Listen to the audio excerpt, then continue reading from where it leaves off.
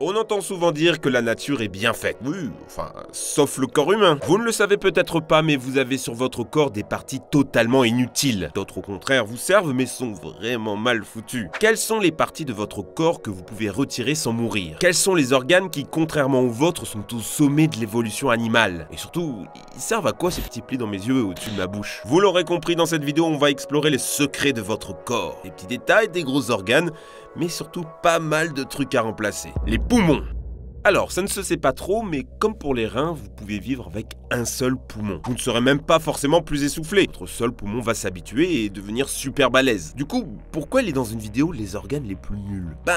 Le poumon humain questionne les chercheurs sur son retard évolutif, notamment quand on compare avec les oiseaux la Porsche des poumons du règne animal. Nous, humains, on aspire de l'air, fait circuler dans nos poumons pour récupérer l'oxygène, puis on le réexpulse. L'air contient naturellement 21% d'oxygène. Eh bien, on n'extrait que 6%. C'est très faible et la faute est mécanique. L'air qui rentre et l'air qui sort passent par le même chemin, donc la moitié du temps il est occupé par de l'air déjà utilisé. Les oiseaux ont deux chemins séparés, une entrée pour l'air, une sortie pour les déchets. Ce qui fait qu'ils ont continuellement de l'air pur et de l'oxygène à disposition. Ils sont capables d'extraire quasiment 2 fois plus d'oxygène que nous. Ça leur permet de voler très haut où l'oxygène est rare, mais surtout d'avoir des capacités physiques exceptionnelles. Certains oiseaux sont capables de voler 10 mois non-stop sans jamais se poser. Avec un tel système, nous humains pourrions ne jamais être à court de souffle, parler sans interruption. Mais bon, il y a aussi deux gros défauts à ça.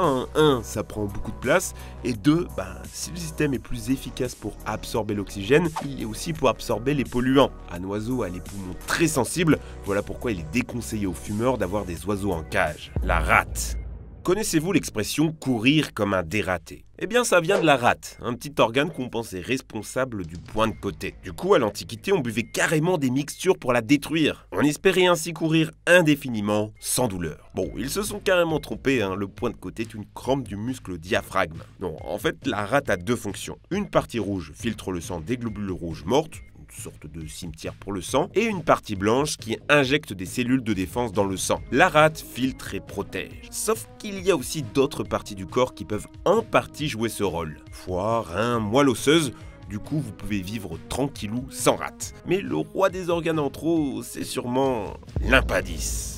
Est-ce que vous avez déjà eu l'appendicite? 8% des Français ont déjà eu une crise aiguë dans leur vie, le pic étant surtout entre 10 et 18 ans. L'appendice s'appelle en fait l'appendice iléosécal, et pour beaucoup de gens, ce petit ver de terre est un organe atrophié et inutile, un organe vestigial. Il nous vient de l'évolution du sécom, l'organe qui nous servait à digérer les feuilles, comme pour le koala qui en a un très gros. Pendant longtemps, le corps médical a considéré l'appendice comme inutile et on le coupait un peu pour rien. Dans les années 80, en France, il y avait 300 000 opérations par an. Nous sommes heureusement descendus à moins de 80 000 opérations, même si certaines ne sont pas toujours nécessaires. Le truc, c'est qu'on se rend compte que si l'appendice est là, c'est pour une bonne raison. Si le sécom animal est une réserve de bonnes bactéries pour digérer les feuilles, l'appendice humain est une réserve de bonnes bactéries tout court. Elle nous sert à repeupler notre flore intestinale en cas d'indigestion ou de diarrhée. Le couper, c'est nous retirer cette aide précieuse, avec, il semblerait, un risque accru du cancer du côlon. Le système digestif.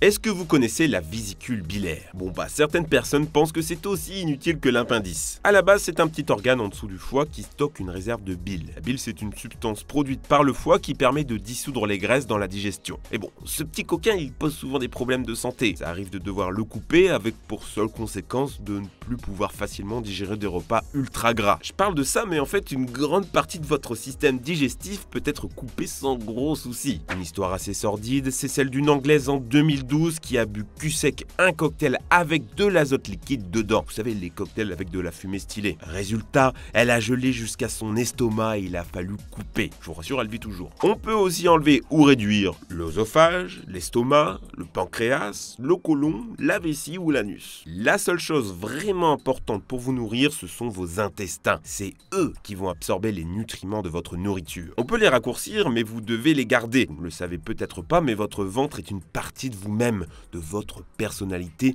de vos émotions. C'est littéralement votre deuxième cerveau. Digérer est un processus complexe et il y a plus de 200 millions de neurones dans vos intestins, autant que le cerveau d'un petit chien. Le nez. Étonnez-vous, mais votre nez réserve bien des secrets et des trucs un peu inutiles. Par exemple, voyez le petit trou qu'on a au-dessus de la bouche. Ça s'appelle le philtrum. Dans la tradition religieuse, un ange viendrait frapper le bébé dans le ventre de sa mère pour lui faire oublier l'idée de Dieu. Bon, en fait, c'est largement moins stylé, hein. C'est un reste du museau, comme les chiens, les chameaux ou les chèvres. Si on vous enlève la peau du visage, vous découvrirez 4 poches pleines d'air et de mucus, les sinus. Ça servait à nos ancêtres pour amplifier leur odorat. Mais aujourd'hui, pour quelques chercheurs, à part pour tomber malade, ça sert plus à rien. Non. Ce dont je voulais vous parler dans cette partie, c'est l'organe voméronasal. L'organe qui permet de sentir les phéromones. Et c'est vachement pratique, hein. Vous pourriez tout de suite identifier l'agressivité, le désir sexuel, la peur. Avec ça, impossible de jouer au poker ou de bluffer. Vous sentiriez tout. L'homme possède cet organe, mais il semble s'atrophier pendant la grossesse. En fait, le nerf qui le relie au cerveau semble-t-il les débranché. Enfin, du moins on le croit, et selon de nombreux chercheurs, nous pourrions encore être sensibles aux phéromones dans l'attirance de nos partenaires sexuels ainsi que pour les bébés. Même si les études ont montré qu'on pouvait sentir des milliards d'odeurs dans un spectre extrêmement large, à côté des chiens ou des serpents, le nez humain est faible, de 1000 à 200 000 fois moins efficace selon les expériences. Prenez 1 gramme d'acide butanoïque, un des composants nauséabonds qui donne l'odeur du vomi. Si vous en laissiez s'évaporer dans un immeuble de 10 étages, nous humains pourrions très légèrement le sentir. Un chien, lui, pourrait le détecter dans une ville plus grande que Paris. Et pourtant, hein, contrairement à une idée reçue, le chien n'a pas le meilleur odorat. Les éléphants, les ours ou même les kiwis ont des odorats bien plus développés. Les yeux. Vous saviez à quoi servait ce petit pli que vous aviez sur l'œil? Absolument à rien. C'est un vestige d'une deuxième paupière qui aurait pu nous servir à voir sous l'eau ou à nous protéger du vent, comme le requin ou les oiseaux. Bon, je balance ça, mais ce dont je voulais vous parler, c'est du 3e œil. Alors, je me suis pas converti à Yu-Gi-Oh, hein, mais il existe bien ce qu'on appelle un œil pariétal. Il existe chez les lézards, grenouilles, poissons ou dinosaures. Son rôle est de capter les changements de luminosité. Pas très utile quand on a de bons yeux comme les nôtres, mais on garde quand même un vestige de cet œil, notre glande pinéale. C'est elle qui produit les hormones qui régulent notre rythme de sommeil jour-nuit. Cet œil pariétal aurait aussi eu la capacité de voir les 2 polarisations de la lumière. Parce que je vais pas entrer dans les détails, mais la lumière peut avoir 2 orientations. Nous, on ne fait pas vraiment la différence, ce qui fait qu'un monde entier nous est invisible. Alors, ça serait sympa de voir comme ça, mais c'est rien à côté d'un animal connu pour avoir la vision la plus riche du monde, la crevette mante. Une vision à 360 degrés, 6 pupilles pour parfaitement visualiser les objets en 3D, peuvent voir la lumière polarisée, la lumière fluorescente et surtout 16 cônes contre 3 pour les humains, ce qui leur permet de voir beaucoup plus de variantes dans les couleurs. Les humains ne voient pas aussi les infrarouges et les ultraviolets, ce que beaucoup d'autres animaux voient très bien. Il y a tout un spectre de couleurs qui nous est invisible. Alors oui, les yeux humains sont très bons, mais j'enrage un peu de ne pas pouvoir voir le monde aussi riche que d'autres animaux. Tous ces vestiges de l'évolution.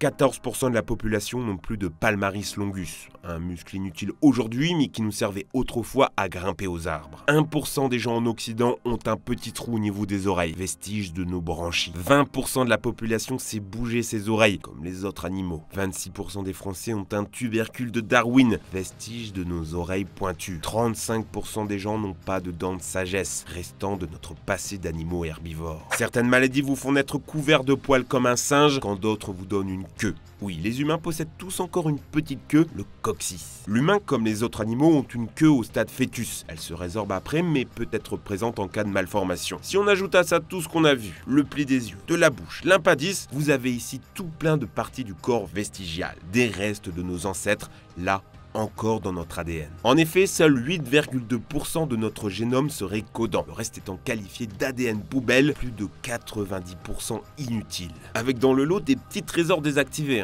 ce qu'on appelle des pseudogènes, des gènes qui ne marchent plus. On a encore dans notre ADN la capacité de produire nos propres vitamines, la capacité de réparer notre ADN des radiations, ou comme chez les éléphants, de guérir du cancer. Est-ce que ça veut dire que vous êtes un gros tas de trucs inutiles ?